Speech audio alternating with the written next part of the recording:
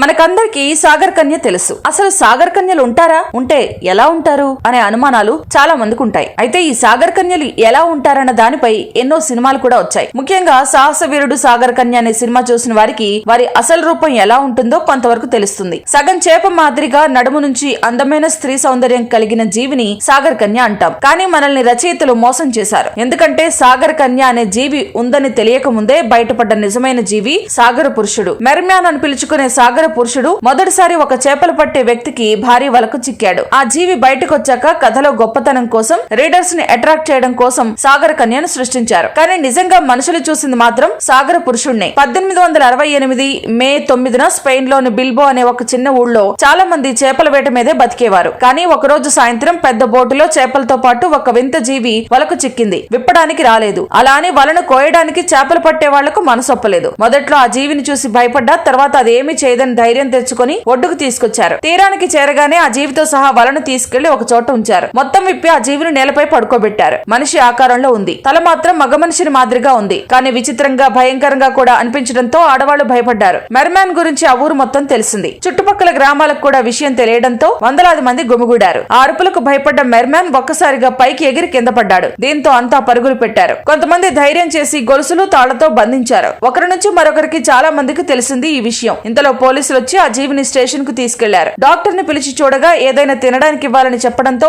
అందుబాటులో ఉన్న బ్రెడ్ ని కొంచెం కొంచెం తినిపించారు. బాడీపై నీళ్లు పోశారు. నీటిలో నుంచి బయటకు వచ్చి 12 గంటలు దాటడంతో బంగారం రంగులో ఉన్న తోక పొలుసులు మెల్లిగా గ్రీన్ కలర్ లోకి మారుతున్నాయి. దాని పరిస్థితిని చూసిన డాక్టర్ వీలైనంత తొందరగా సముద్రంలో వదిలేస్తేనే బతుకుతుందని చెప్పాడు. కానీ పోలీసు ఉన్నతాధికారులు వస్తున్నారని చెప్పి తెల్లారే వరకు ఉంచారు. పోలీస్ స్టేషన్ లో ఉన్న ఆ మెర్మాన్ ని చూసేందుకు తండోపుతండాలుగా జనం వస్తుంటే ఆపడం ఎవరి తరం కాలేదు. ఇంతలో ఉన్నతాధికారులు వచ్చి దాన్ని ల్యాబ్ కు తరలించాలని, పెద్ద సిటీలోని డాక్టర్లు దానికి ట్రీట్మెంట్ ఇచ్చి ఏదైనా చేస్తారని చెప్పారు. ఇంతలో అక్కడికి వచ్చిన డాక్టర్ మెర్మాన్ ను పరిశీలించి చనిపోయినట్లు నిర్ధారించాడు. దీంతో ఏం చేయాలో తెలియక పోస్ట్ మార్టం చేసిన స్థానిక డాక్టర్లు కొంతవరకు మనిషిని పోలిన జీర్ణ వ్యవస్థ ఉందని తెలిపారు. ఆ వార్త తెల్లవారి స్థానిక పత్రికల్లో వచ్చింది. దాన్ని జాతీయ స్థాయిలో ప్రచురించారు. కానీ ఆ రోజుల్లో ఇంత పెద్ద న్యూస్ స్పెయిన్ దాటి వెళ్లలేదట. అప్పటి పత్రికలను పరిశీలించిన వాళ్లకు ఈ కథ ఆశ్చర్యాన్ని కలిగించింది. అయితే ఆ పేపర్ లో కేవలం చేతితో గీసిన స్కెచ్ మాత్రమే ఉండడం విశేషం. ఈ న్యూస్ కి ఆ వార్తే ఆధారం తప్పితే మరి ఎలాంటి ప్రూఫ్స్ లభించలేదు. ఎందుకంటే చాలా మంది అలాంటి జీవి కోసం బిల్బోలో చాలా వెతికారు. కానీ మరెక్కడా లభించలేదు. దీని నుంచి రచయితలు, చిత్రకారులు